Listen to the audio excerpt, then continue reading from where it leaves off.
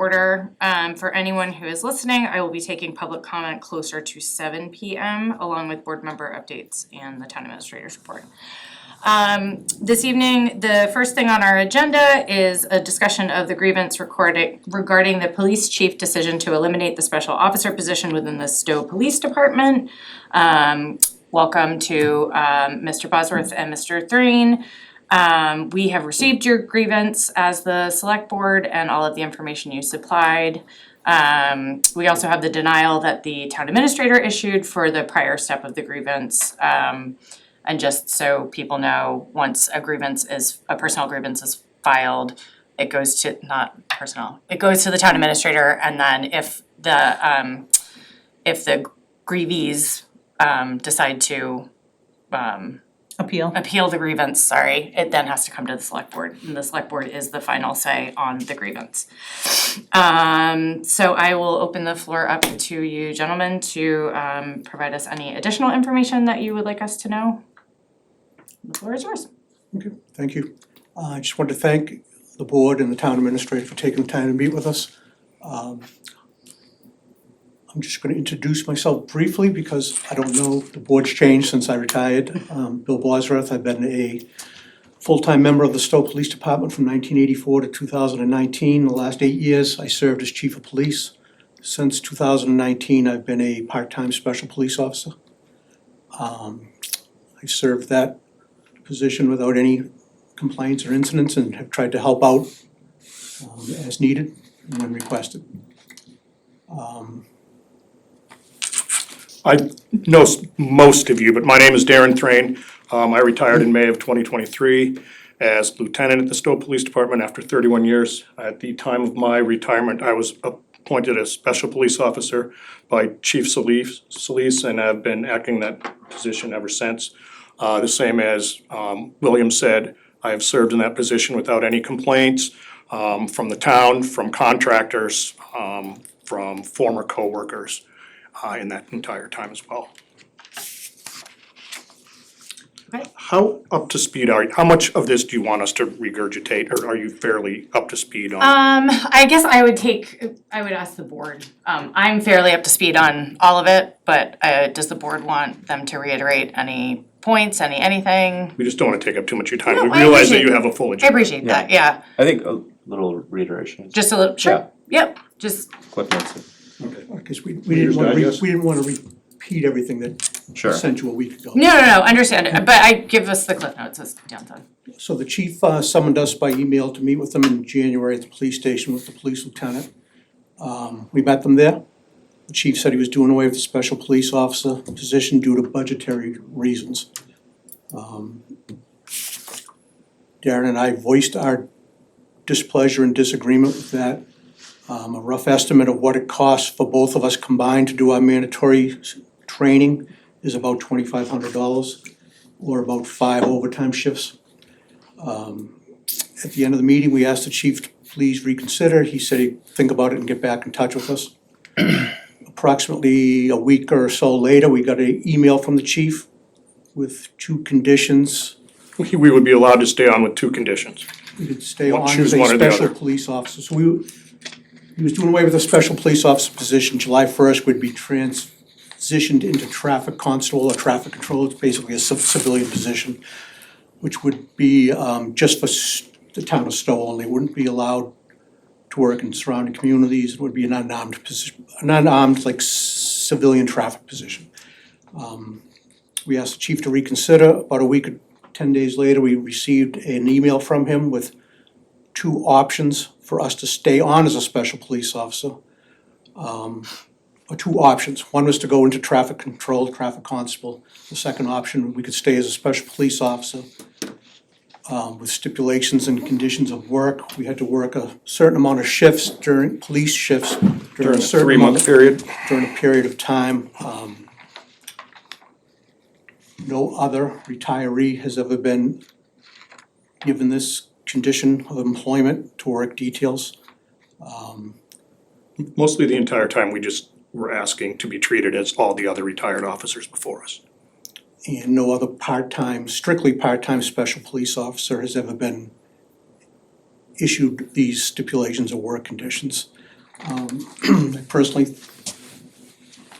thought that the two options was one, a desired outcome, and the other one was an option that I believe knew would be rejected by both of us. We're both, Darren's 63, I'll be 63 shortly, and I personally spent the last 8 years as chief. I've not been in a marked police unit answering police calls since 2010. I think it's unreasonable at this point to be forced to work open shifts, which predominantly would be nights, weekends, and holidays, as a stipulation to allow me to continue to work police details. Something that's been going on as long as our careers. So we both had a deadline to answer. We answered the chief that if our option, if the only options we had were those two, that we would both choose traffic constable, but that we were gonna go through the system to try to get his decision overturned. We asked him to reconsider again, just asking if he wanted to get rid of the special police officer's position, if he would do so in July of 2028 instead of July of 2026, which we would both be 65 at that time. And he said no. At which point, we got that response from the chief. We filed a grievance with the town administrator.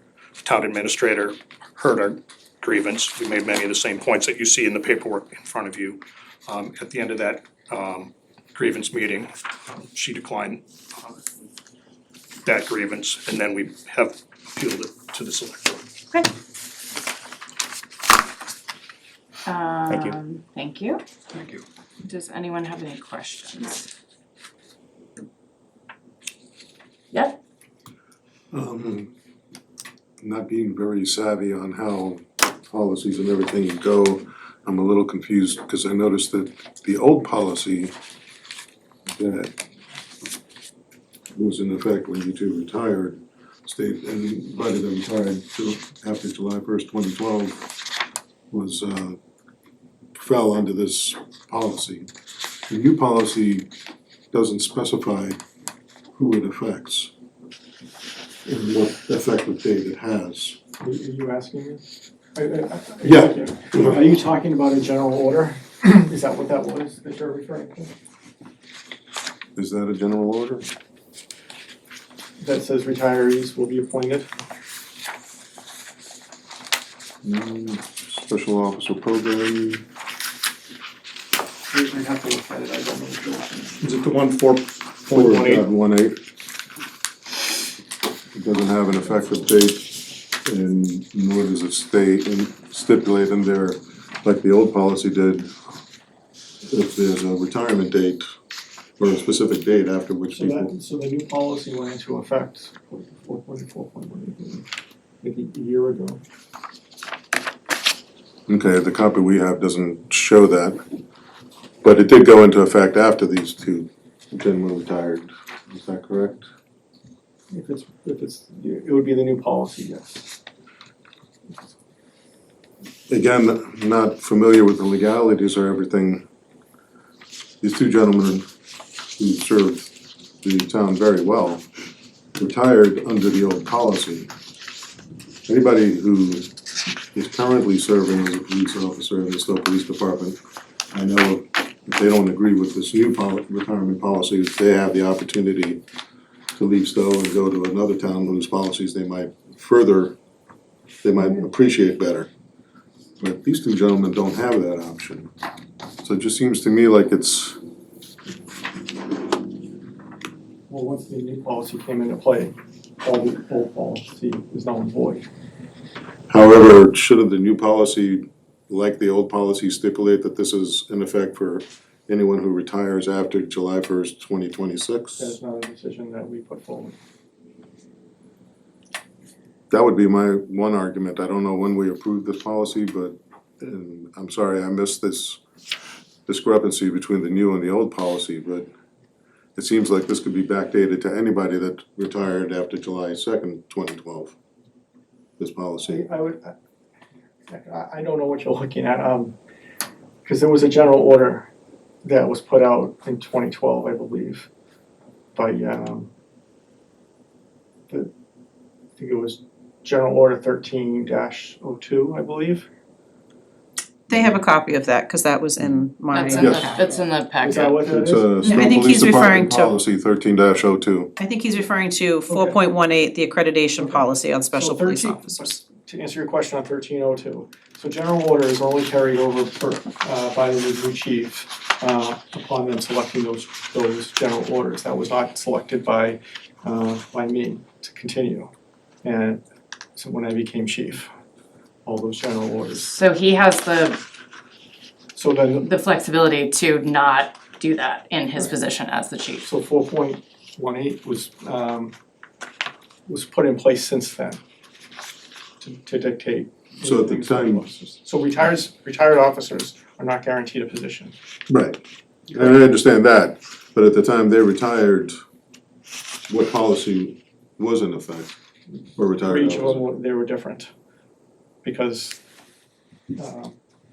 Chief Bosworth retired prior to me becoming chief, and that policy was in effect. That 1302 was not in effect when Darren became retired. I have a clarifying question. So under 4.18, you stated that you have not been in a marked car since 2010? I'm confused as to. I'm confused because in H, it's, I don't know, I think I'm confused about you saying that because it seems like that is one of the things that the special officers have to be doing. Not have to, it's never been a have to in the Never been past. have to.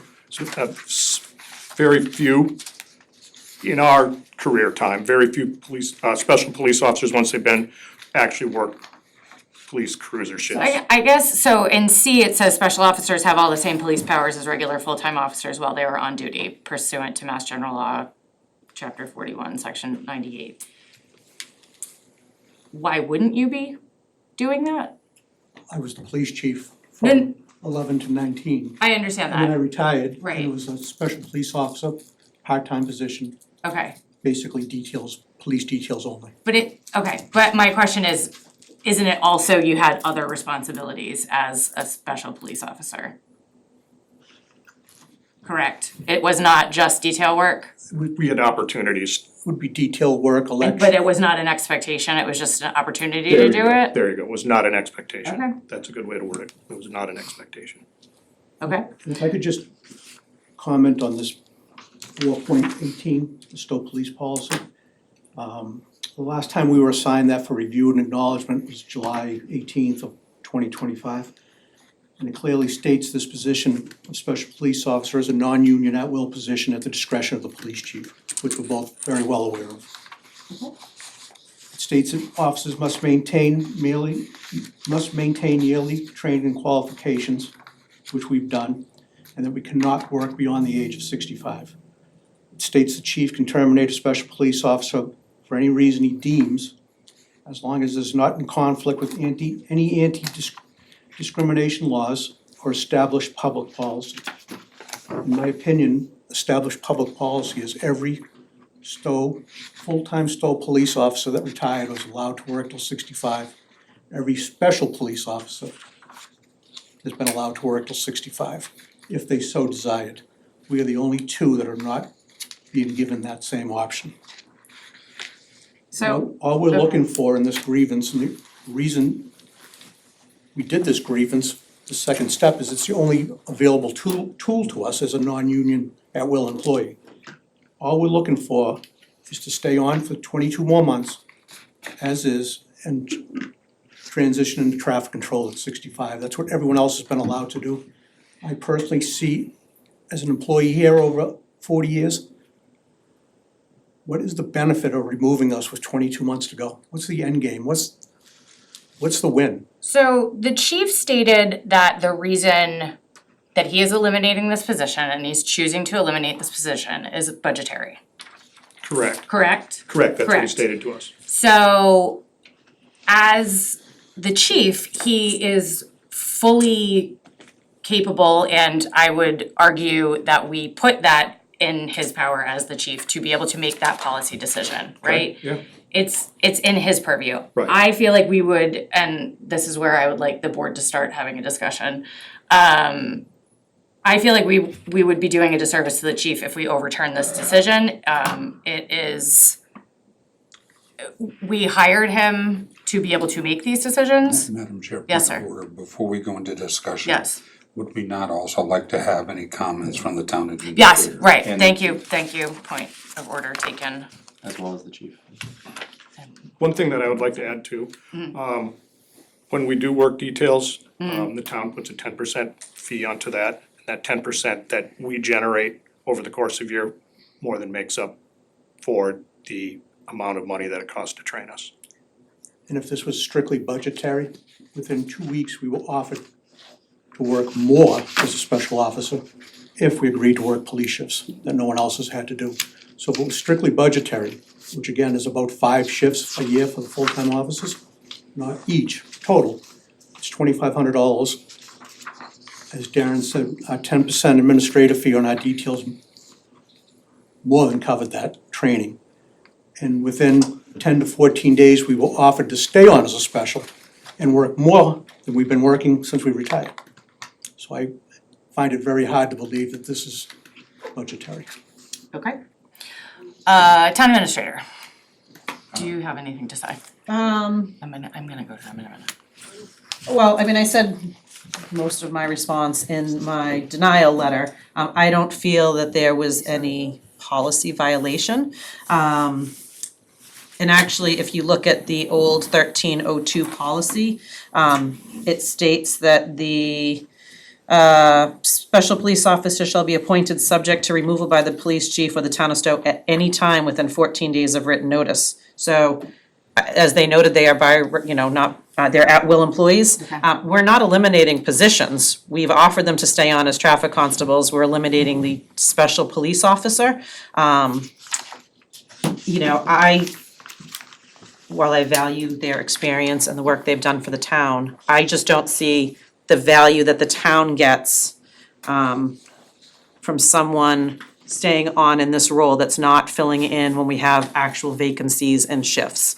I think traffic constables, they're out there, they're working, they're doing details. The difference is they can't go out of town. But again, no disrespect, but I don't care if Maynard gets a detail filled or Hudson gets a detail filled. That's on them to fill details. So I personally don't feel that the policy is violated, and I do believe it's the chief's authority that has bestowed upon him in his job description to make these types of decisions. Okay. Chief, did you have anything additional you wanted to add outside of the notes?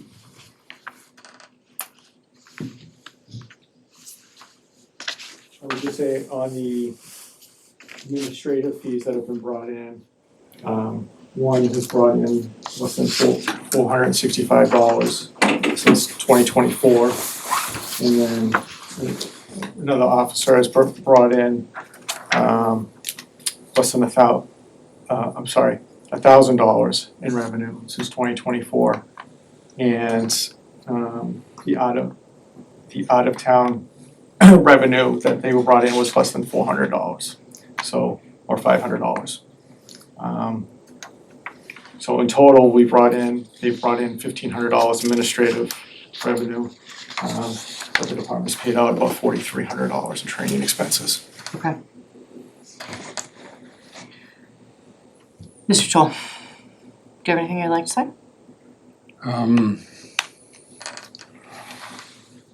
I understand where they're coming from, but the one thing I will say is that prior policies do not dictate present policy. I do feel that after reviewing all of the information, the chief was definitely within his purview to take into account all the parameters and the fact that there were options offered to keep it fair and equitable for all individuals, including full-timers. And I think that's why the policy was put in place, to make it fair and equitable across the board. So it is, in my opinion, that the chief was well within his rights, and his decision to move forward with that policy set forth is actually correct.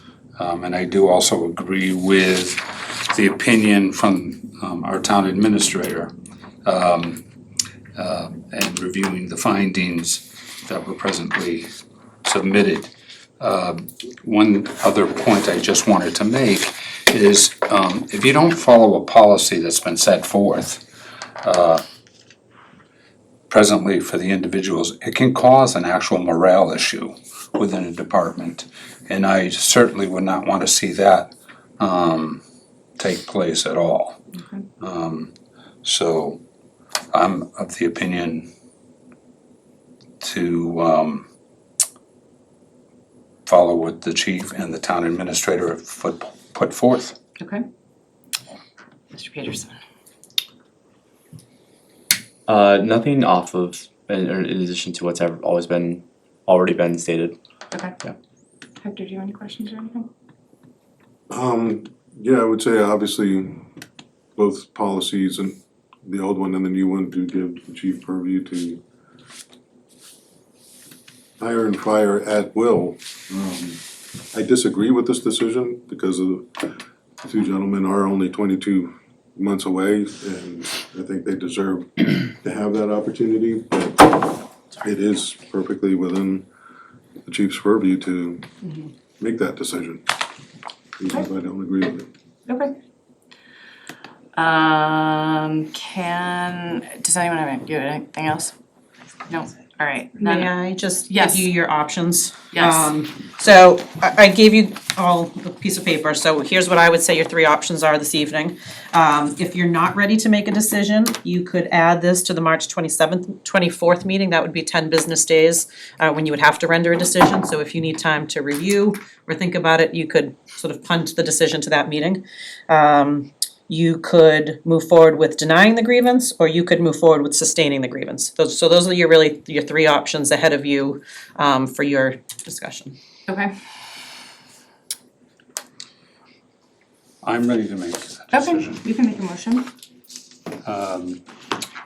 Madam Chair, I move to deny the Bosworth Thrain personal bylaw grievance. I'm gonna do a roll call vote, Mr. You need a second. Oh, sorry. Second. Second. Oh, you're second, sorry. Dan is second. I second. I'm gonna do a roll call. Mr. Toole, Aye. Mr. Peterson, Aye. Mr. Costanzas, Aye.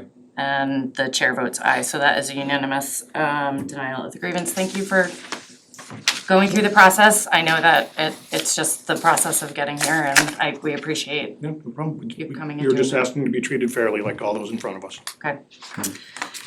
Thank you very much. Okay, thank you. All right, you. thanks. Have a good evening. You too. All right. I see we've been joined by our inimitable state rep, Kate Hogan. So, hi. Hi, everybody. How are you? Good. We would love for you to provide us with a update from the state Update. legislature. Sure, I will try to be fast. Sure. And I know that you have much to do, but I always do want to come by. Mostly, also, to remind you, if you have things, to get in touch with me, either getting ready to do the budget or moving forward, in the year or two that I'm around and easy to reach, so. Okay. Always feel free to do that, but, for the most part, what we are dealing with are shifting sands.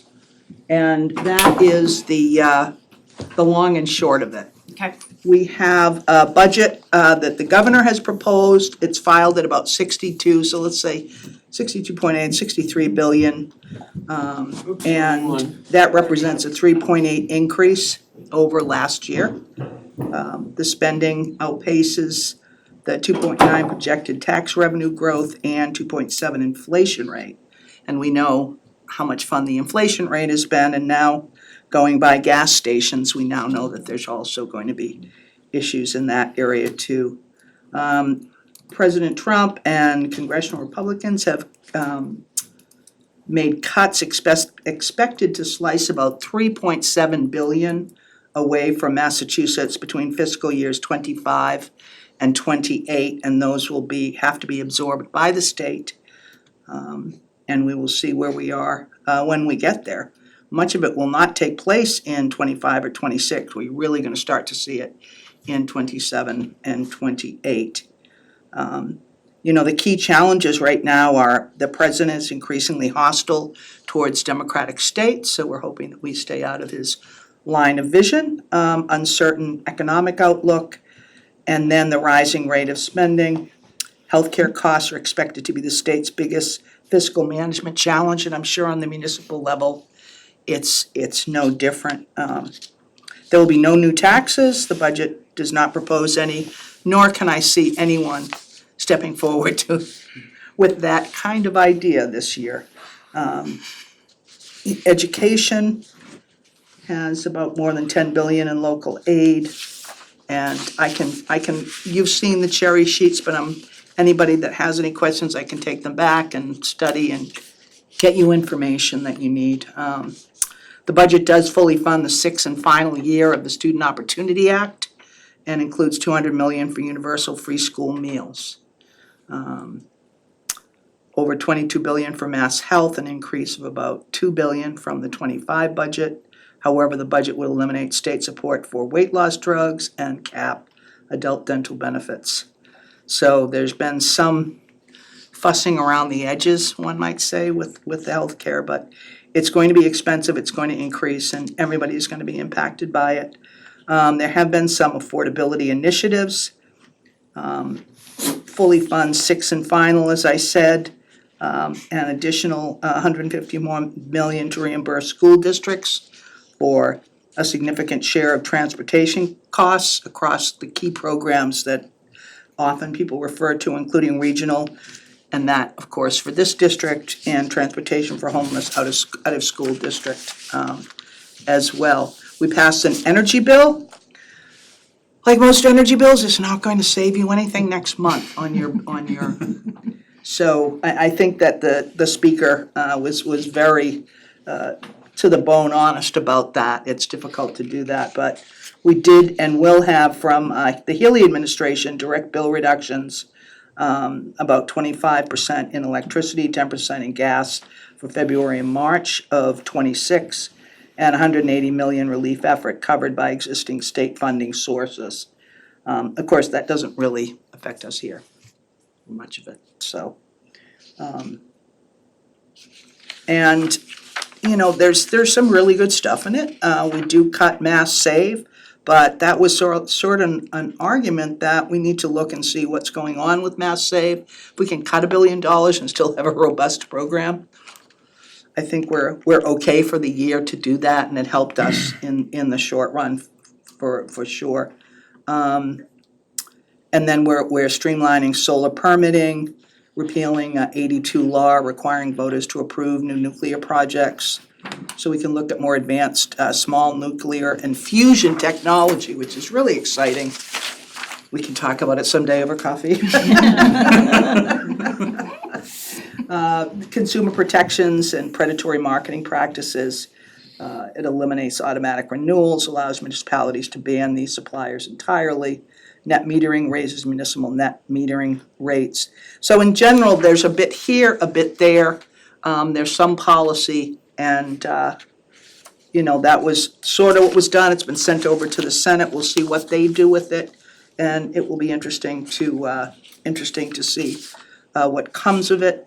We've also passed bills protecting public transit workers from assault, healthcare workers from assault. We've got an apprenticeship program of public construction that will be increased. Addressing workplace violence, as I said, licensing for home care agencies, also really important, really good stuff. If you take a look, I know there are people in the room with specific interests. Early literacy, phonetics, it's back in the school, kids. So I think people are really glad about that. There's been some issues with drops in reading rates and deep concern. So we're very happy with that, and then some regulation around state child welfare systems. I finished the agricultural report, and they're going to kill me at work because I walked out of my house without the report that I put together to hand to you all. So I will, let's not tell them if they're not watching on TV, and I'll drop it by to you. I just really wanted to have a hard copy for the office, because it's a great report. There's lots of good information in there and lots of good recommendations we hope might go through in the near future. And then we know about the Masters Academy, the close to $3 million that we're able to get for tax credits for hiring, and everyone here done a tremendous job on that. I just can't say enough. I think it's amazing that this is happening, so. And for me, a lot of what I want to get done has to do with economic development. I have a cisterns task force I'm trying to put together so I can get a program established for the state.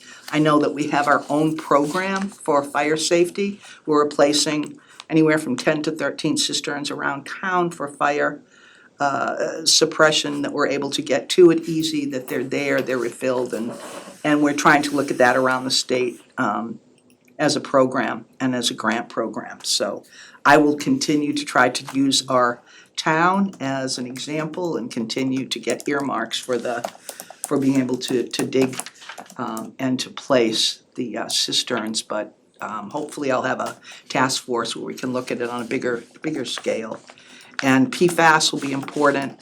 Data privacy, it's become a very important issue. I filed a bill, and we're looking to, of course, all come to the table with different bills and see where we are, but, it started a lot with, in the recent past around reproductive rights, and is a much larger and incredibly important bill that we start to address. I've tried to take a common sense approach, terms being, the same as those passed by other states, so that, companies aren't burdened too much with having to do things that really are not as necessary as we might think, but at the same time to protect consumers.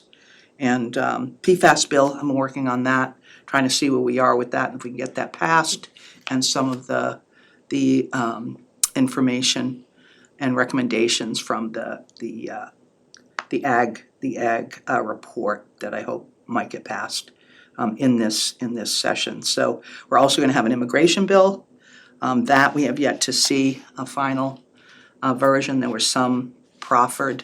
The Protect Act was one. Again, trying to take a common sense approach to protect those and rule of law.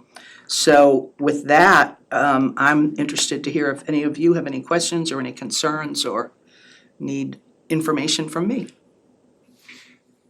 Madam Chair? Yeah. Kate, or should I say Madam Speaker Pro Tem? What is your sense of the Senate and how they're going to address what you're putting forth to them, and what time frame do you think the reconciliation between the two is going to take place? Are we talking about the budget? Yeah. I don't see a long battle. I think that we should be in good stead. That said, one never knows. So, I don't see anything that would keep it off, but I don't know what outside sections might be added, what outside sections they might be added, which means policy that has nothing to do with money, but everything to do with wanting to move forward on a bill and move it quickly. So with that in mind, since I don't know quite where that is, I really would, not know whether it would take a while to get it passed or not. I would hope that it is passed quickly. So you're feeling the temperature is not hot? No, I don't. Starting here, no, it's not. Good. Any questions? A couple. I'll start with the upcoming cell phone in schools ban Yes. that would be taking place. As I understand it, that is there's a lot of leeway that schools have in how they are administering that. Is there any financial consideration for yonder bags or anything like that as it relates to like the magnetic sort of sealed bags that you went to like a comedy show or something like that, or is it? This particular Yeah. issue and matter is being taken up by the Senate first. Okay. So we really haven't had any discussions about it, Okay. but happy to, be on it, because if it is being taken up by the Senate, we will see it. So if there's anything that's of interest, please reach out and I can make sure that it's both heard and, I can get back to you and say exactly what's happening in that.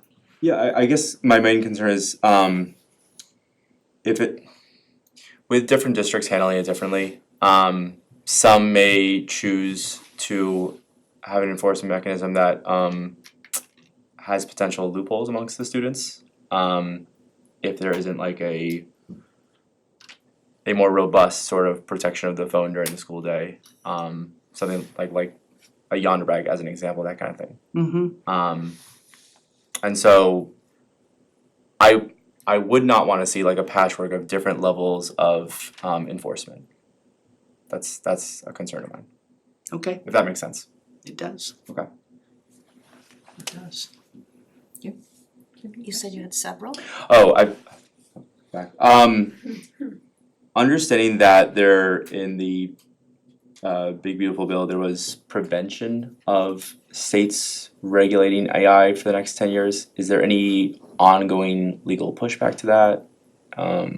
I know that there are bills and I know that they're being discussed in terms of a pushback, whether Like it's, ground floor, sort of? yeah. Okay. Yeah, I think it would, that's a really good way to describe it, yes, there are conversations being had, but whether it's in our building or the Attorney General or, there are many of those discussions going on all at once.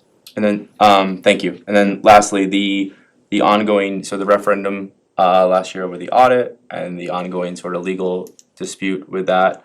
I know there's a lot of interest on the audit specifically.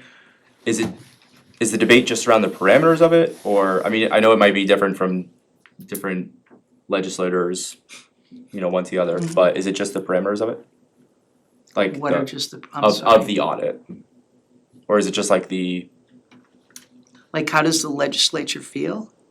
Yeah, no, I understand it might be different from person to person, but as you see it, is it just around the parameters of the audit, or is it the existence of it, or is it the? Well, there's an audit that happens every Right. year in the legislature. Understood, even before the And referendum. then when we understood. did rules last year, we passed a section that said if, the auditor wants to appoint a professional group to come in and do an audit, that we would welcome that would be fine.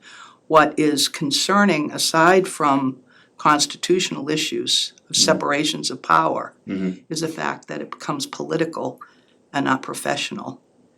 And also creates quandaries about exactly what is the audit for and where are we going with it and what is the ultimate goal? Because there is an audit that's done. And if there's something further that needs to be done, that's something that really I don't think I quite understand what the purpose is. Okay. Personally. Right, thank you. Appreciate that. What do you got? I Yeah, lots of apologize for questions coming for in me. late. I was wondering, if you already discussed environmental issues, I was wondering about your opinion on the drought bill. It's You already talked about that? moved, no, not at all, it's Sorry. moving forward though. It is moving forward. I think concerns are fiscal in nature, and I'm not sure if people understand how they're fiscal in nature, because it's about private wells and sometimes people don't understand that. Can you elaborate on that? I'm not that familiar with it. Well, just how we want to approach drought and in terms of private wells, and it's just I think we have to look at it maybe in a bigger picture. I appreciate the bill, and I know that the senators worked hard on it, so I will always look at it. there's a concern about monies, and I'm happy to sit and chat about it, and I can pull the bill and we can look at it, but I Yeah, know, I've read the language and it's very vague, right? Yeah. So, which is typical. So, the concern, of course, with Stowe is that we've come really close to losing private wells when we have severe droughts. So, to the extent that we can manage the information that gets to municipalities would be very helpful. But yeah, I'd love to. yeah, I'm happy to sit and talk about it, so. Sticking to the environmental aspect, I heard that a while ago that there was a proposed bill to have a statewide ban on plastic, single-use plastic bags. Whatever happened to that? It's a bill, it's out there.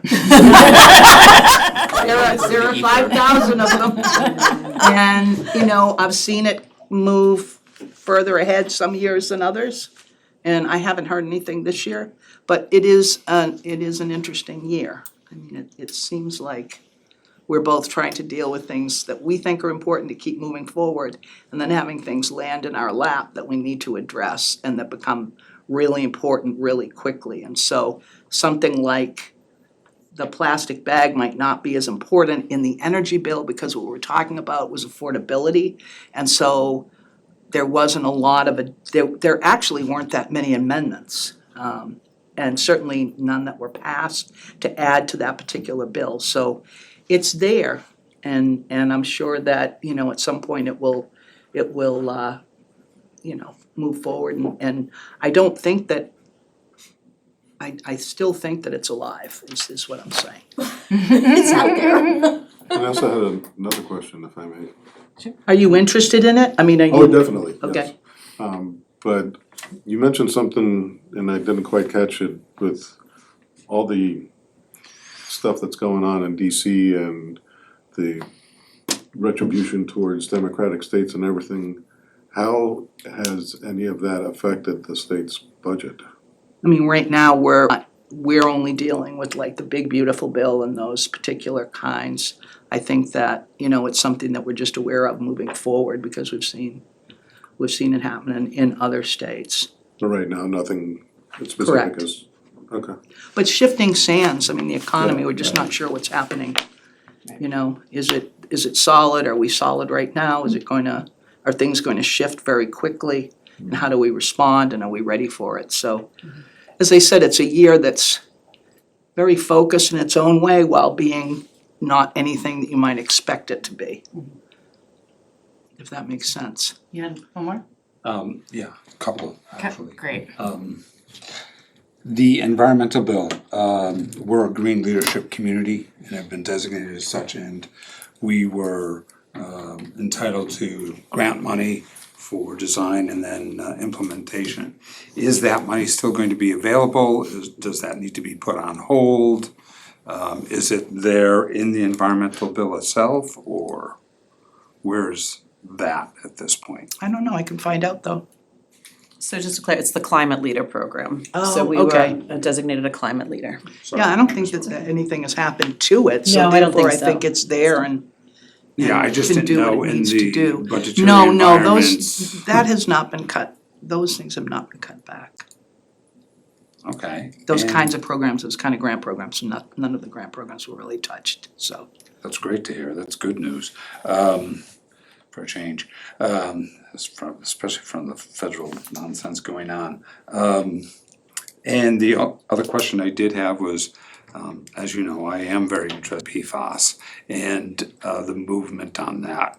And is it going to include remediation for private well owners? Because a town like ours, we're all basically Yeah, private it's well. certainly one where we've tried to set it up so monies that are coming back from suits, PFAS suits, there are monies that will be coming into the state. Aside from us placing monies in an account, we're trying to make one reasonable enough that it can be used for things like remediation for private wells and things of that nature. And so I'm trying to keep that in and as we move forward, and that of course would become a discussion, but it would be an important one, and I think that people realize that private wells are very different from people dealing, MWA, or, RA and all that, so. Okay, thank you. That's, What about you? I'll wait, yeah, but I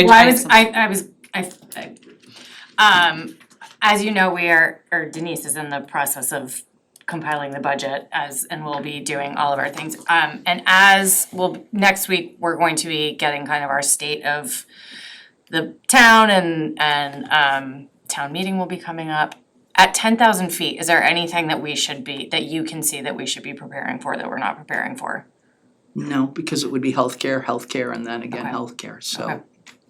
In terms of at the municipal level, I think it's just gonna be the most Okay. difficult for getting your arms around, and then, from there, again, it may be those times where I'm not quite sure, you're not quite sure, and then something becomes apparent, but.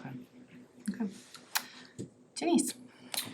I just had a few questions. The Municipal Empowerment Act. So I know that this last iteration has broken up sections to try and get certain things to move forward, specifically that affect us, the procurement thresholds to be equal to the schools, the hybrid meetings to finally ratify what's been in place now for 6 years.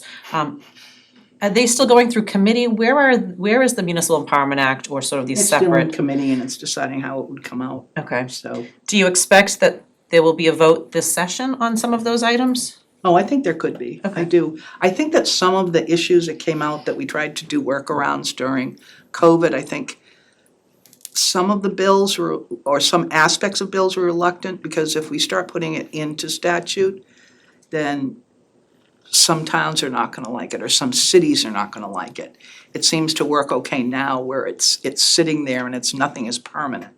So I think in that way, I think some of it's been slow because, everyone isn't happy with for it to become statute. So we've had some pushback in that way. And yet, if it stays as it is, as a part of the response to COVID and keeping it where it is, but I think that, we do need to move forward, so. Yeah, I mean, I think I could, on behalf of small towns, since I represent 190 of them, at least the pushback from the small towns were the changes that hybrid was mandatory. I think the temporary provisions it's up to the community, it's up to the board, how they want to handle it. I think that works well, quite honestly, across the board for all cities and towns, because it gives the discretion to each town or committee. I think, but there were some iterations of the bill that made permanent changes that you had to provide a hybrid option. And that was gonna be cost prohibitive to Well, towns that's that what I don't do mean, that. that's why Yeah. some of, when you start getting to the point where it's gonna be passed and people coming forward and saying, well, this should be part of it, and this way, it still exists and is there and it's usable by everybody. Right. I think, for me. But that's a great explanation of why. Yes, I think for me, I mean, because we handle it ourselves with each meeting, but I think the procurement thresholds are huge for us. The fact that we are still going out to bid on everything over 10,000 is Yeah. just time, it's just It's waste so much time, and the contract thresholds and the fact that schools have higher thresholds, just to me is never fair, where they have $1 amount for their budget and we have everything broken down, so I would highly advocate for that. Absolutely. Another item that I thought was in the Municipal Empowerment Act, but I'll be honest, I think it got lost somewhere, which has been an issue now. As you know, the Independent no longer publishes a print paper. And we are now stuck trying to find places to advertise public hearings. I could not find a pending bill. I thought there was one, but I could not find one. So I don't know. What would it have done? Would it have allowed for online? Yes, so that's I thought there was one that was making its way through that would allow your website to be the public place, Yes. posting a place. Cause we right now are advertising in like Action Unlimited. No one's reading that. So we post them on our website bless it. anyways, and people can Yes. sign up for them, but, sometimes we have to use Metro West Daily because Action Even Unlimited is not. online for the Independent would not Correct, be it would printed. not. And it's costing us obviously more money to Yeah, I advertise will in some of these other definitely- publications, I will so definitely take I'm happy to a look work at on that. something, Yeah. but I could not find any pending And we'll bills, go, so. first we'll find it and see if it's there, and then if Okay. not, where it is. and- Okay. That would be great, thank you. And So then what are we doing now? We're just kind of holding our breath and we're doing posting what we it, can. we're posting it in the Action Unlimited. Again, we use our website anyways as a Yes. supplement. But they don't run a weekly Is it a big sometimes. Is it a? is it- It costs more. Okay. It costs more than the Independent, and especially when we have to use Metro West Daily. Sometimes that's twice as much. And Do you I'll be put it honest. in the Independent? No, Online? I don't think we are anymore because I don't know if there's a cost for the online advertising, but it doesn't meet the requirements. So we wouldn't Right, double, that's what I'm asking. double Thank pay you. for it. Okay. So it is, and it's, I'll be honest with you, I feel like our citizens, it's a disservice because we know that they're not subscribing to Metro West Daily, and we know that they don't read the Action Unlimited, so they're not getting the notice that they're supposed to be getting. So I just feel like we do what we can, we put them in my monthly newsletter, we put them in the website, but it doesn't meet the threshold of the law, and so that's just been something that we are now struggling with since So a the lot of it needs to Independent. be changed. I mean, it needs to be updated, so. And I think across the board, I mean, as more and more small independent papers are going away, towns are struggling, and some have to use the Boston Globe, which are astronomical costs, so just, Wow. it's just something that's, in the last few months has now come to light for us. And then just lastly, I would be remiss to not advocate against an outside section of the pending budget, I think it's in House 2, to change the practice of flagging license and registrations for non-renewal with unpaid excise tax. With small towns, we don't have new revenue coming in, so we rely on excise tax as a big part of our Yes. budget, the revenue. So if we don't have the ability to mark someone's license, that's where we get the money when they're outstanding, and I know that there's a provision to take that ability away. So I just wanna put it out there that I would be, I think that bill may be moving, and I know that that is a piece of it that yes. in many ways we've been looking at and having to ask the same questions or have the same thoughts that you are, so. Yeah, I think it takes leverage away from us, and it doesn't, that's, and I know it's never nice for someone to go and renew and say they can't renew because they have unpaid excise, but if we take that away, they'll never pay those bills, they will go outstanding, then we have to deem those uncollectible, and it's just revenue that we don't have the ability to collect. And again, we rely on every penny of revenue, because we don't have it anywhere else. And it's a significant portion, it is. It is a significant portion, I mean, we Okay. collect, I think $1.4 million is our estimate on excise tax, so, and we count every penny of that, so if that starts dwindling for people not paying their bills, because quite honest, and I'm not saying that people will do this, but if there's no repercussion, why pay? Like, if we can't pull your license or flag your registration, what's the incentive to pay your bills? Yeah, and I think So, the flip side was to just make it easier to pay. I agree, I mean, I know there's a Which is flip fine, side, it but. didn't, but the idea of it going away would Right. not So, necessarily. for the make municipality, sense. it's not ideal to take that No. option away from us, so I just wanted to put that out there, Gotcha. MMA's been circulating stuff, and I saw that was Okay. an outside section of House 2, so just wanted to Yep. throw it out there. Other than that, thank you for everything, we were actually at Masters today. Oh, good. They are feverishly building, they are still planning, I know you've probably seen, I've sent some emails on September 15th. Is the ribbon cutting, work your magic with the governor's office, cause I've Okay. put a request everywhere I can. I know, you wait a little bit sooner just because I know, it's too far out. I know, but It's a little hard to. I did know their if it's for official real. scheduling, I reached out to the office, but it would be great to have them here, obviously, especially the lieutenant governor for Yep. her work on it. But they are very exciting, they have an on-site facilities director now who we met today, and Good, they're really, it's coming along great, so thank you for all your help in that. absolutely. Yeah, that was good. That was a good Yes, thing. very exciting. We all did. 180 days It's till crazy. the first day of school. It's crazy, It is crazy. but wonderful. It is going to be amazing. Yes, So, and I yes, think really change how we approach thinking about the town. So I that'd be good agree, for us. So, yes, thank you. Thank you for coming. well, thank you, We everybody. appreciate it. Thank I'm you. glad everybody Thank you came with for all their your work. questions this time. I I feel like you've know. come and we've often been like, all right, great, thanks so much for showing up. Everybody's like, yep, give us, so, thank you. Yeah, absolutely. If anybody wants appreciate to it. follow up on anything, Sure. should I just leave my card? You guys know where I am. We know We know how to get you. Do you have Kate's card? Okay, I don't think Dan does. I might not. okay. I know how to reach you, but I might not. Yeah, no, this is good. So I'll leave this You're with just you. down the road anyway, so. Yes, I am. Just go knock on the door. Thank you, Kate. That would be a great idea. Thank you so much. Well, thank you, everybody. And, Thanks so much for appreciate all the coming. work that you do. There, it's really hard on the ground, and, you know, I know it from my position, and I can appreciate the work that you do. It's never easy, and it's always appreciated, at least by me. Thank you. Thank you. Thank you. Thank you. Thanks, Karen. Thanks, Karen. Thank you. Alright, so because we started at 6:30, I pushed public comment to now. So if anybody has any public comment, anybody online, anybody in the audience that I see someone just came up, I'll take public comment now. Okay, Linda Hathaway, Town Clerk, and I'm here to let you know that we have about 300 dogs that are not licensed yet. Yes, and we're about a month away from the deadline to file, to license without a late fee. Debbie just sent out an email to everybody whom we had an email for. We have got a few back saying their dogs are dead or they no longer live here, but anyway, rabies clinic, there is a rabies clinic for Stowe on March 21st, 9 to 11, Highway Barn on 88 South Acton Road. It's $25. Bring your previous or last vaccination certificate for your dogs or cats, and then you get a 3-year vaccination. If you don't bring it, it's a 1-year. Okay? And like I said, get those done. Then I wanted to let you know that all the slots that we have on the ballot, we've had people take out papers for everything except select board. I take that back. I take it back. Yesterday afternoon, we did have someone take it out. So we have no contested races as of yet.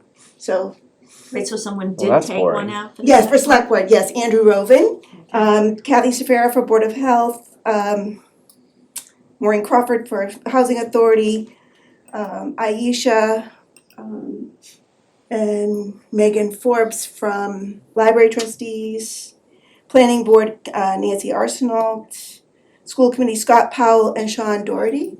And there's 2 seats for those positions there. So, higher turnout when there's contested races. So I'm looking for contested races and higher turnout. We're working on it. So that is good. And then just a reminder, in-person early voting will be Monday, May 11th, 9 to 3, May 12th, 9 to 7, May 13th, 9 to 7.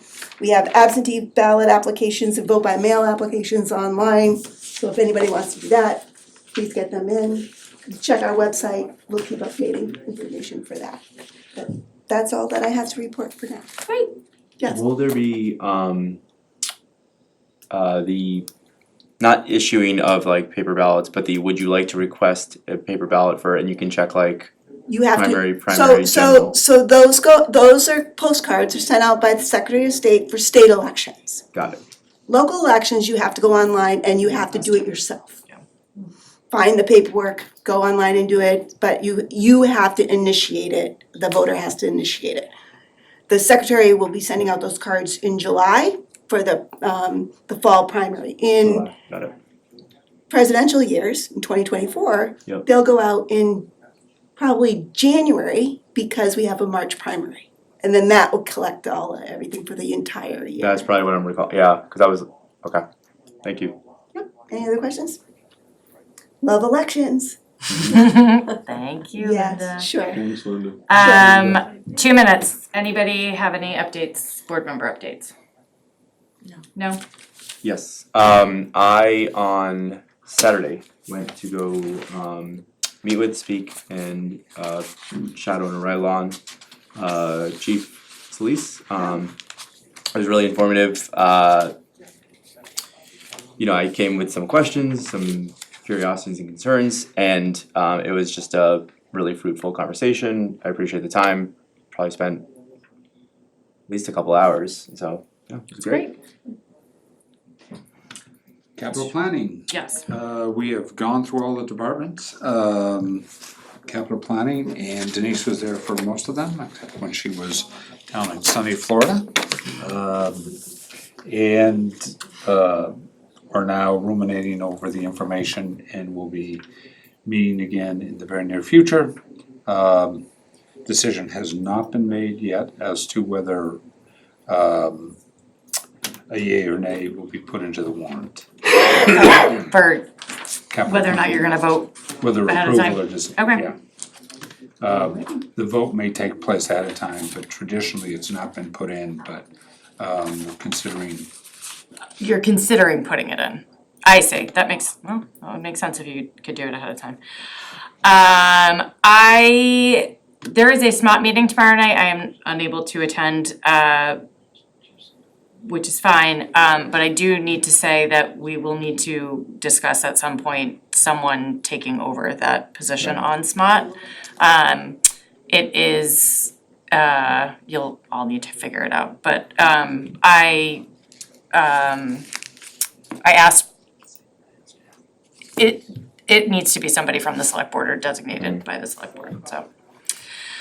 That is all I have with that, and on that, it is 7:30, so we are gonna go right into the public hearing, if that's okay with you. You can, I mean, I could go through my list quickly, it just can't start before 7:30. All right, So then if it great, starts go at through- 7:31, just because I feel like we're taking things Nope. way out of order, Yep, if that's go. okay. Yep, I'll go through quickly. yep. I wanted to start and recognize the strong work of Detective Jason Rogers and all members of the Stow Police Department who worked on the matter concerning the Hale School last week.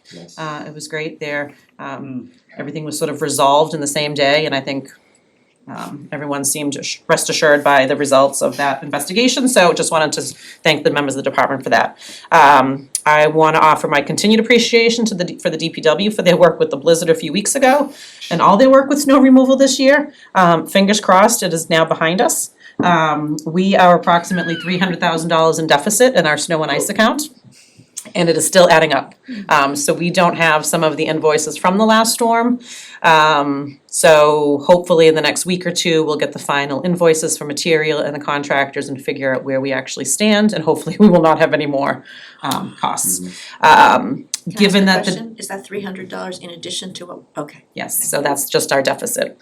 So given that, I will have no choice but to use some free cash to cover that deficit. We will have some money in the general fund that we can transfer at the end of the year to cover it, but I will not have that kind of money left from department budget, so hopefully I'll have a better number as we go forward, but just so you know, that's where that stands. To piggyback on some of the items Linda talked about, a reminder that the last day to get nomination papers for the upcoming election is Wednesday, March 25th at 5 p.m. And nomination papers must be returned by Friday, March 27th at 5 p.m. Also, Wednesday, March 25th at 5 p.m. is when the town meeting warrant closes. So folks that want to submit articles, including citizens petitions, must get them to me by Wednesday, the 25th at 5 p.m. All of our summer employment jobs for recreation are now posted on our website. So if folks are interested in summer jobs for their kids or whatnot, they can go on our website and click on employment opportunities for all of the available positions that we have. And then I just wanted to give a shout out, you may have noticed someone walked into the room and then left the room. Around the 7 o'clock hour, that is our new library director, Ricky Soroy. He formally starts tomorrow. He's here attending the trustee meeting upstairs, so I'd like to give him a warm welcome and hope that the board has an opportunity to meet him soon. Great. So that is it. Thank you.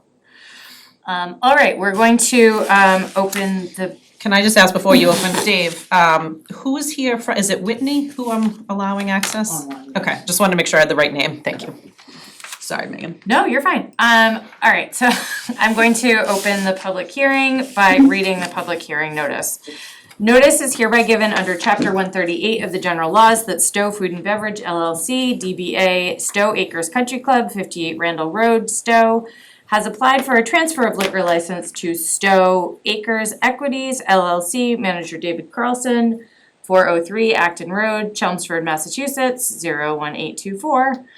A public hearing will be held on the license applications on Tuesday, March 10th, 2026 at 7:30 p.m. in the Stowe Town Building, 380 Great Road, with attendance in person or via Zoom. Published in the Metro West Daily News on Tuesday, February 24th, 2026. I would like a motion and a second to enter the public hearing. Madam Chair, I move that we open the public hearing specifically for the transfer of liquor license as mentioned. Second. Any discussion? Mr. Toole, Aye. Mr. Peterson, Aye. Ms. Hegeman? Aye. Mr. Costanzas? Aye. And the chair votes aye. This public hearing is now open.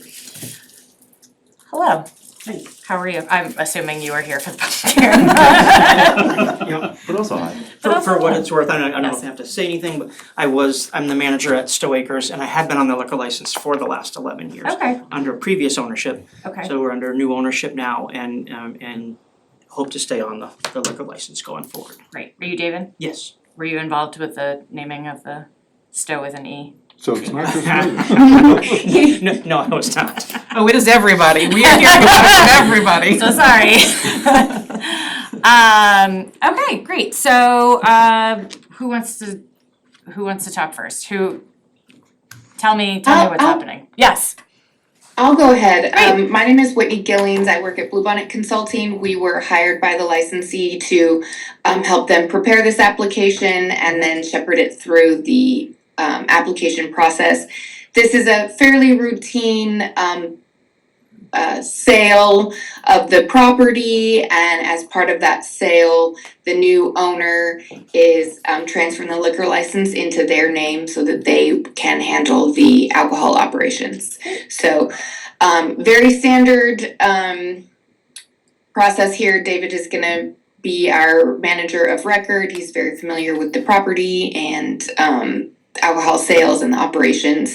There is no change to the operations at the hotel, I always work with hotels, at the golf course. Other than, I'm sure you're probably aware, but under previous ownership, there were 2 full 18-hole golf courses, and now one of them has shrunk down to a 9.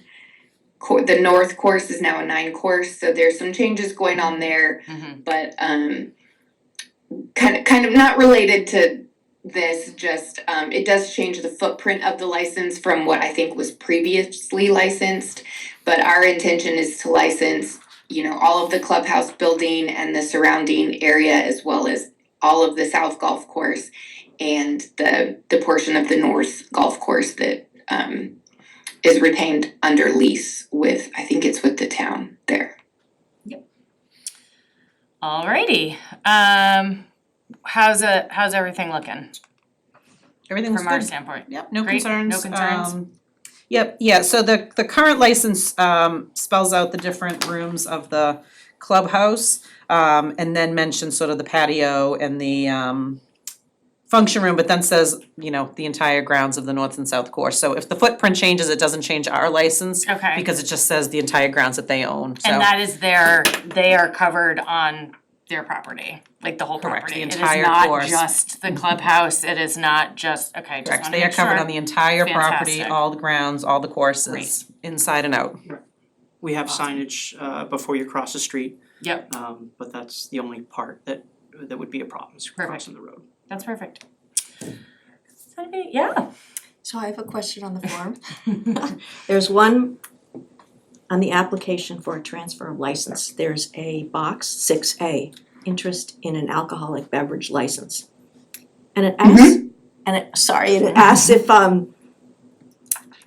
any individual or entity has any direct, indirect, beneficial, financial interest, yada, yada, and then it says yes, and then it says if yes, list the additional people below, and there's nothing below, so is that just a typo?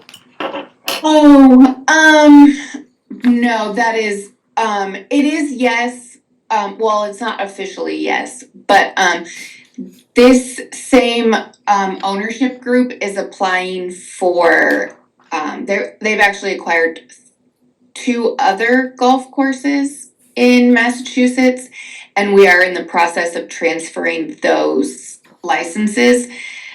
They are the Blackstone National Golf Course in Sutton, Massachusetts, and Black Swan Country Club in Georgetown, Massachusetts. So I can update that information and send that over tomorrow morning. My apologies. Putting together one of the other golf courses has 2 licenses, so putting together 4 transfer applications, you're bound to miss something. But Yes, so that is our intention. They will have 3 other Massachusetts liquor licenses. Thank you. Okay. Okay. And did we talk about the name? I know. It's fine. It's been very confusing for me, Yeah. making sure, okay, do I have the address spelled right and do I have the applicant name spelled right? And then they can't buy any golf courses in Stowe, Vermont, cause that'll get confusing. All right. Or maybe they should. Or maybe they so should then at this it won't actually work. Mr. Toole, Mr. Peterson, any questions? Nothing? Nothing. All right.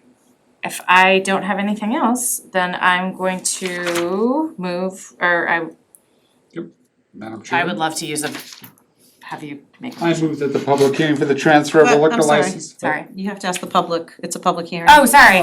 Public, any public questions? Sorry, there was no one else. I mean, no one's I just- raised their no, hand, you're but you fine. haven't thrown it out. No, thank you very much. Okay, seeing and hearing none, I will take a motion.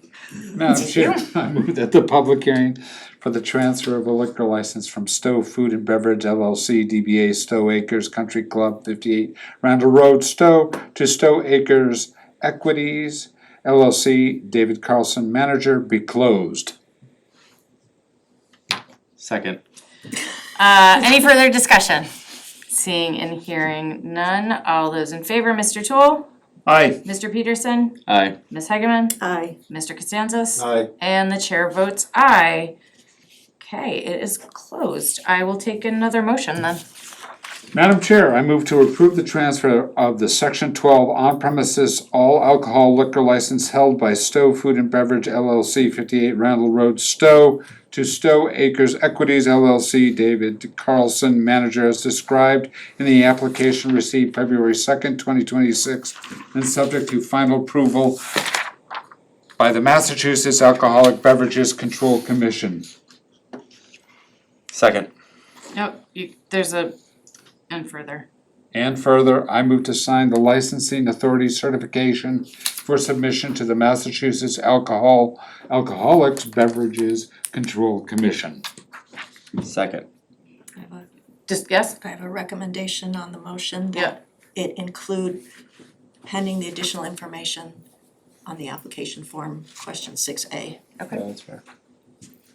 so moved. So noted, yeah, so moved. Second. Okay, great. Can I just ask a clarifying question? Sure. She muted herself. So Whitney, are you amending the application to say no, or are you providing us the names of the additional licenses because they're far enough along in the process that you can say yes to that? Yeah, I'll amend it to say yes. One of them is already, or 2 of them are already going up to ABCC Okay. for final approval, and one of them will be there in the next week or 2. Okay, thank you. Great. Any further discussion? Seeing and hearing none, all those in favor? Aye. And that is unanimous. Thank you. Thanks so much for all the work you do, and for what it's worth, the masters came over and they booked the function hall for March 18th. Get out! Nice. That's Nice. amazing. So thank you for bringing the masters to town. My pleasure. That's great. You know, I'm trying to convince them, they may have partnered with a neighboring town for golf. I was like, you know, we have courses here in town. So, I mean, the international matches up nicely with them, but they've already talked about using the winter range, cause obviously they're difficulty finding a place to hit balls in the winter. that's great, Yeah. good, Yeah. I'm glad to hear it. Oh, that's excellent. Thank you Great. very much. Thank you so much for Thanks, coming Dan. in. Thank you. Thank you, Whitney. I think I'll see you in the morning, right? We have a meeting tomorrow morning? Yes, I'll be via Zoom, so. Okay, thank you. Yeah. Alrighty, next up. Shall we update some police policies and procedures? Do you wanna come up to the front? Please join us. Kelly, sit over here so I can see your nails. Oh, they're just regular. I'll even show you. They're pretty though. Wanna see Mike's tie? No. I've seen him like 3 times today. Kelly, I don't see that often. Get that St. matching Patrick's box Day. set? I was like, I love it. It looks so good. You're practically Did you see him with matched, his little by the cap way. on? I did. I was like, oh my god. Alright, friends. Tell me what you've got going through Which this one are we- application. Well, why don't we do the first one, which is the updated sergeant promotion? That's the first one on the list. A few years ago, I came in front of the board to update the process that we had. We've had a couple sergeants promotions since then. And reviewing it, we've heard some concerns from the members. And one of the concerns was it was subjective and it was limiting in the amount of individuals that had the ability to go forward that were full-time members of the department. I looked at it, I agreed with them. We proposed a more objective way of doing it, running a multiple choice test, doing an assessment center, all from an outside vendor who does this. What's that? 100 questions. 100 That's questions. usually what they ask. That's usually what they That's are. standard, yeah. And Kellie actually went through the same process when she became a lieutenant here, against a group of individuals. We give them we tell them what the reading material is, we do not buy it, that was asked. But we tell them where the books are, and it's actually custom made to our policies as well. And so they should know where those policies are located, but we tell them the names of the policy. So they get all the study material. And then the scenarios are real life, like what you would run into as a supervisor. 3 o'clock in the morning, someone comes in and files a complaint, for example, what do you do? You know, or something like that. 5 different, these are put on by captains and chiefs, retired, that have started this company, and they bring in 5 different examiners that are all certified from IACP, for the National Association of Chiefs of Police for Assessments. And that's 80% of it that we put in the policy. That's a huge portion to become promoted. And then the final end will be a command staff, a town administration interview panel, along with a union sergeant as well too, to bring in their voice as well too. This is open, this policy is open to both internal and external candidates. It's not limited, but we also changed it from 5 years to 5 years equivalent, which is 10,000 working hours.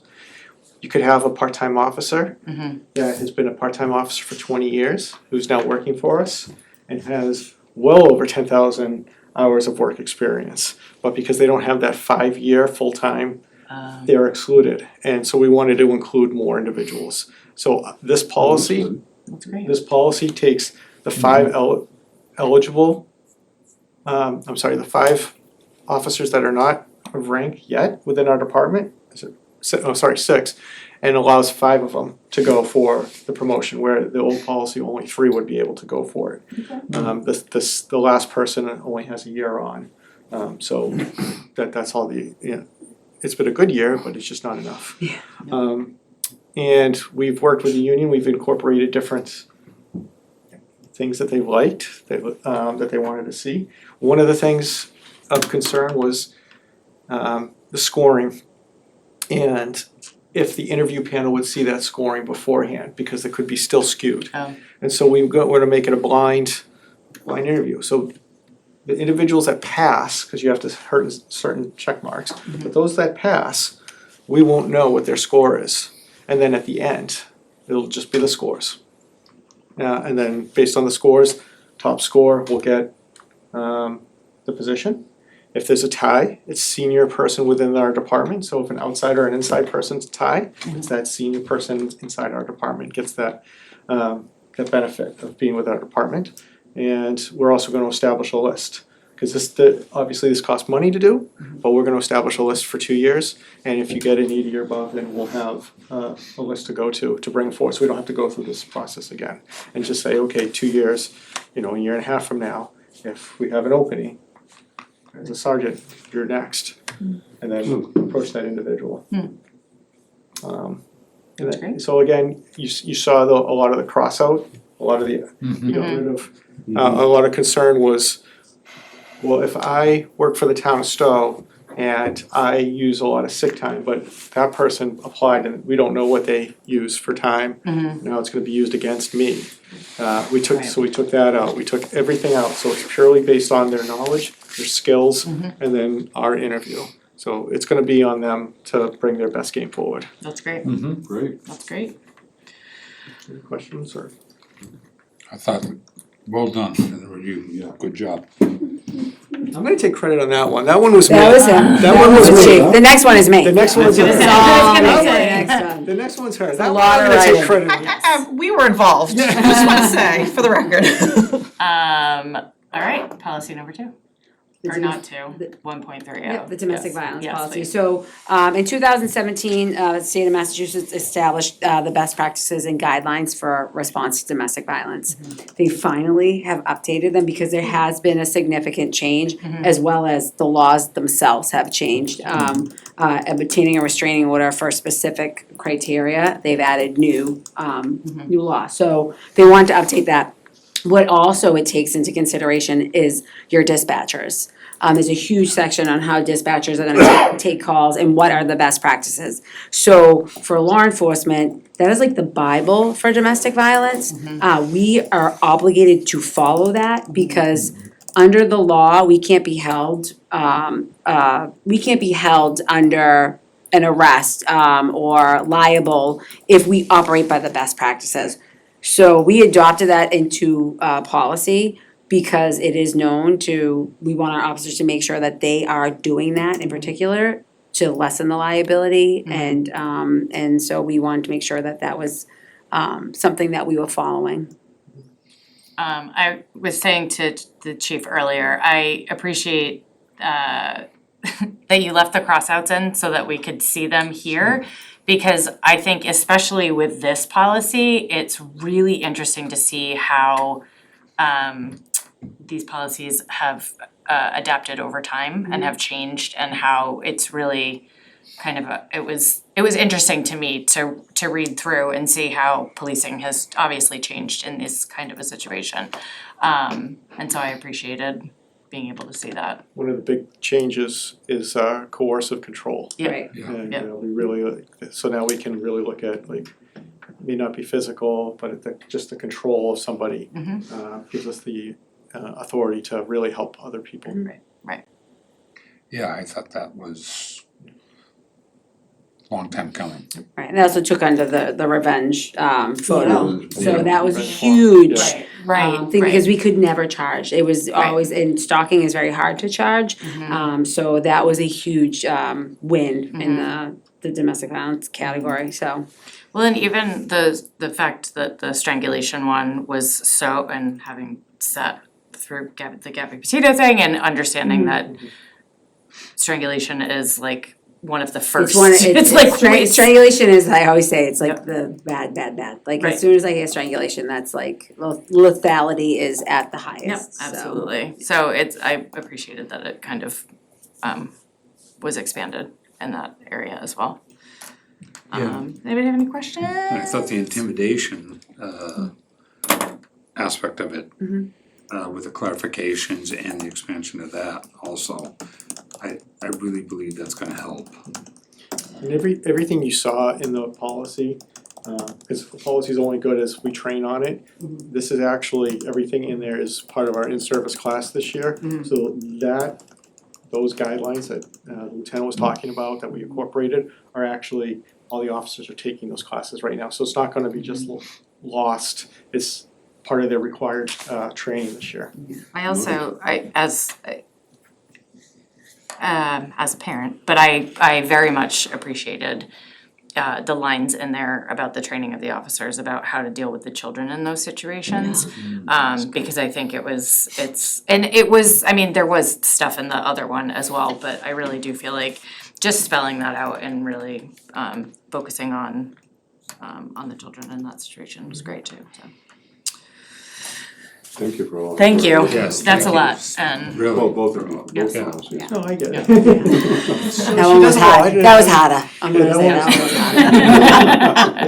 was harder. Kelly does an amazing job with all these, lieutenant is bringing them forward and I definitely appreciate it. yes. Any other questions? I have one Yes. really awful thing, which is that one word is spelled incorrectly. Okay, just tell us where, and we'll fix It's on it. page 14. Okay. It's a substantive? No, I didn't catch that one, but it's prevents the. Oh, I was probably drooling on myself. I mean, that policy was a huge undertaking. So Yes. no one in Massachusetts has done it yet. Maybe they just copied the guidelines and They're gonna copy yours. that's exactly what's gonna happen. Because I turned mine into a policy because the guidelines have a bunch of other information that are absolutely important, but it's not like At the policy right derivative, level of right? So, policy, right. so that, I knew I had to undertake it, I wanted to cry when I literally looked at it, but I'm glad But it's done. everyone else is patting you on the back Yeah, so yeah, that they can someone just copy better- your work. yeah, someone better be sending me something. All right, excellent. If there are no more questions, I will take a motion.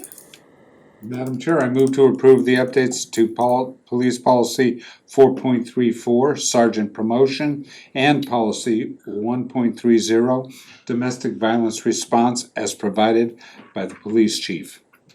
Second. Any further discussion?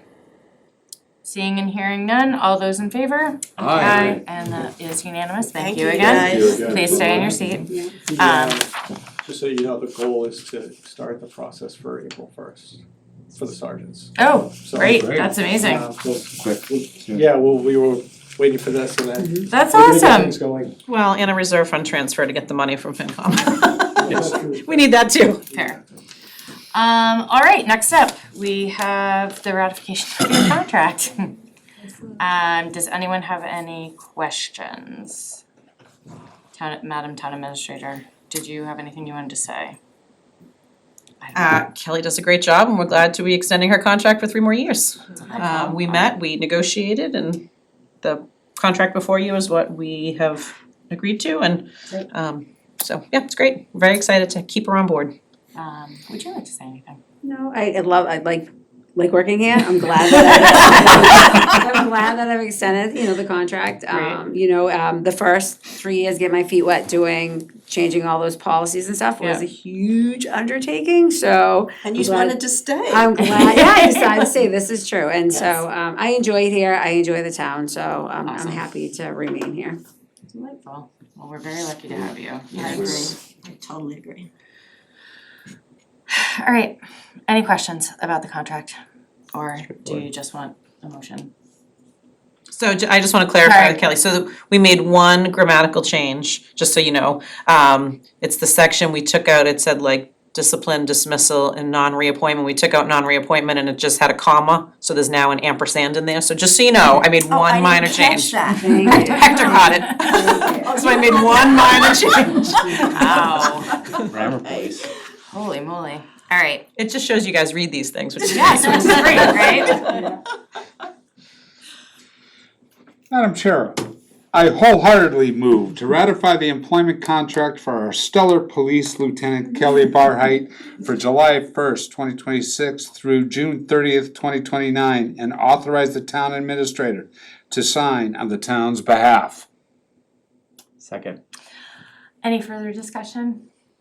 Seeing and hearing none, all those in favor? Aye. Thank you, Thanks, thank you you so too. much. Thank you. All right, we got a couple more things. Thanks so much, guys. Good night. Appreciate it. All right, we need to vote to, I don't know. Yes, so the library trustees had a resignation after you Aye. set the positions for the annual election. Wondering if it was So us, Linda spoke but- with elections division and we had the timeline with which you could still add that position on. So we are asking you to vote to add the additional Randall Library Trustee to the election. Great. Any questions about that? Linda, anything else you wanted to add in that? No, No. I just wanted to remind anybody who's watching and doesn't have time to pull out papers, they can always do a write-in. Easier to get your name on the ballot, see it, and people will vote. But if for some reason they don't get it, and call us and ask for more information, but no. Madam Chair, I move to add Randall Library Trustee unexpired 3-year term expiring 2027 to the May 16th, 2026 annual town election ballot. Second. Any further discussion? So that's expiring till June 30th, 2027? It expires at the election, no, Oh, the election. annual election. No further discussion than that? Seeing and hearing none, all those in favor? Aye. Aye, and the chair votes aye. That is unanimous. Alright, meeting minutes. Did I have a note on that? So I'm gonna comment on the meeting minutes if I may. Very, Yes, and I had this issue and so the site that we use, I think I talked about this, it changes and it keeps adapting, well, they keep making the minutes longer. With the FinCom, we've been using this and I actually now run it through a second AI program. I use Microsoft Copilot to then condense the AI minutes because they're almost a transcript now. So it's HeyGov, it's designed for government minutes, that's the whole purpose of it. That's the problem. Yes. And you used to be able to do like was like, why are short, they medium, 6 long, pages long? and the short is it's shocking. So if you are not comfortable with these minutes because they're so in-depth, I can run them through this other program and bring them back to you in a more standard minute format. Or you can approve these and we can start at the next meeting, but I'm gonna try this, and if it's not working, we'll figure something else out, but the last few meetings of yours and then the FinCom, they meet for an hour and they have like 9 pages. I don't know what to do here. So I wanted to just clarify that beforehand, that I have recognized that the minutes are getting out of Yeah, hand. I noticed they Yeah. were much more, Yes. so I Light was so reading. surprised. yes, it was. But I didn't have a problem with them, it's Yeah. just not It's a what I'm lot. used to, Yeah. so. I'd be fine if you, if we approve these and then you just run them. Yeah, I'll make try make it them out and shorter see. in the next version. Not to get too techy, but if you specify 5 paragraphs or less. It doesn't give paragraphs that option. So the site, the way it works is, so I upload the As a video person who's- and then it actually makes a word-for-word transcript from everybody who Breaks my speaks. heart. So I have to go through and say, this is everything you've said, this is everything you said, I assign all the Like I get it. speakers, the public, and then it takes the transcript and generates minutes. And the only options, I mean, it's actually quite comical, it's short, medium, long, professional, former minutes, you can make it sound southern, you can add like different iterations of accents, but there's nothing like just official minutes, like it's very odd. And so I haven't tried to make it southern, that might be kind of comical. No. But I always used medium because medium was like a good. Right. And now I'm using short and they're still like just very verbose. This is short. What There would might be long a select board in Alabama that's Very like, you long. make it mass whole. Make it mass hole, that's a great one. I think I told you, with one set of minutes I was reviewing and it had a former police chief in place. You said something about, under correspondence, I wanna thank the chief for this response. You never said a name. I'm looking at the minutes and I'm like, Rusty Marino, why is he listed in our minutes? AI went out and decided to found it. look to see who our And they chief just was, to grabbed a plug it in. chief? I was like, oh my god. And I'll be honest, I don't read the minutes, I generate them, then the ladies review them and touch them up. Thank God I saw his name in there. I was like, what? And I had to go back, I'm like, who said something? No, you just said I'd like to thank the chief. And it did its thing too, and I I know who the actually, chief is. I called the company and they called it, do you remember what they called it, hallucinate? Hallucination. The system hallucinated. Don't we all? Okay, so it's just, AI. it's only been the last few months and it's been very bizarre, so it doesn't give me options on that. I may just try, although Microsoft Copilot, I have to put something in order to condense it, so I'd still need something to start with, but it's just funny. So, Can you take a copy of the transcript and put that in? I don't think I could copy the transcript, I can play around with it and see if it does the transcript, but You can do that with Microsoft Copilot. If you have the transcript, just feed it to it and say, can you summarize this? yeah, I don't know that I can download the transcript, that's the problem. But I'll see, I'll play around with it and see, and then I'll try some different iterations of shortening them. Alright, are we good approving these meeting minutes? As they are, yeah. I'm asking for Oh, the, sorry. for a motion. Madam Chair, I move to accept the meeting minutes of the February 10th, 2026 meeting. Second. Any further discussion? Seeing and hearing none, all those in favor? Aye. And that is unanimous. Alright, board correspondence. One, I meant to ask the chief about the flock thing, but I'm glad that he is, that he's looking at the data and trying to figure out whether or not it's usable or useful. And so I think that makes sense to And we went through a lengthy discussion with the chief. One of these when you- we first Yeah. proposed it. Sorry? Yep. Are one of All these about signatures concerns you, about that you already the signed? privacy, who has access to it, and he's had it, And just he go answered Susan them easy. great Yeah, and assured us that there was a lot of privacy, so yes. I don't see any need for us to revisit this. No, but I think what I'm saying is I'm glad that he's looked at it and basically has said like while it is usable data and it's helped us in these ways, I don't see that it's worth the financial implication to renew it. Of Because- those two because cameras. we're not- Not all, those two, there's sorry, still, yeah, of so those two the cameras. camera on West Acton and the camera at Great Road in Hudson. Great Road at Hudson, they don't find value in. So the one in the Common, they find is the one that when they've needed to look something up or they That's have a where they're bolo looking. looking for a vehicle, that's the one that's been productive. Okay. That's the So- one that's tagged. Okay, anybody else? Anything else? I do. Yes? I appreciated the correspondence about Common Road, Mm-hmm. because I think there's other ways than just making it one way, but that's a different discussion. So, I want to speak on this. I appreciate that this citizens petition is going forward and that's the way that they are talking about doing it. I would like to remind everyone that the select board is the one that votes on this, that it's not anything that happens at town meeting would just get referred back to the select board. It's something that we voted on, it's something this board could continue to talk about later, but the citizens of the town are not going to make that decision, it's just not their, it's not their But purview. it is good to hear, No, absolutely, I understand that, I just Right. feel like and I think mean, we could work with the police department. And the I just, Stowe Traffic Safety Advisory Committee Yes, has had exactly. 3 additional hearings after the select board voted to make it one way, to further investigate this. Yeah, so I will, just to add on to Megan, sorry. so, for those of you who are not familiar, in 1971, the town adopted traffic rules and regulations that put full authority into this board. So I will tell you what my understanding is, the citizens petition that is now being worked on is not the same that's in your packet, they have changed it. I actually met with Ross Perry today to talk about it, he's met with a number of folks, he met with the chief. I thought it was on a vote.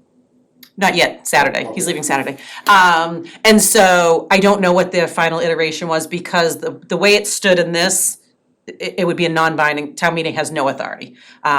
Even if town meeting said we wanna remand it back to the select board, this board could say, we've talked about it enough, it's done.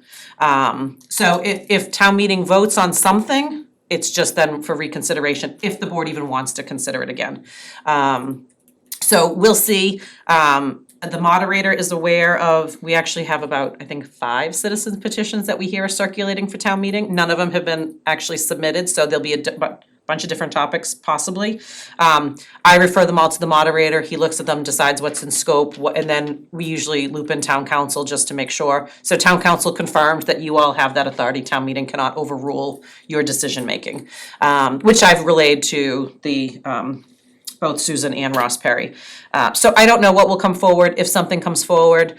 But yes, there are, I think part of the problem, and obviously Hector, we still hear from members of the congregation that want it closed. We hear from members that want it one way. So I think that's gonna be the issue. And I've told that to them, that even if it does come back and the board does wanna entertain it, there may be a group of people that say, no, we still want it closed because we want more function space, or so just because the board may in the future revisit this, it doesn't mean it'll go the way that they want it, and I just wanted to add caution to that too, so.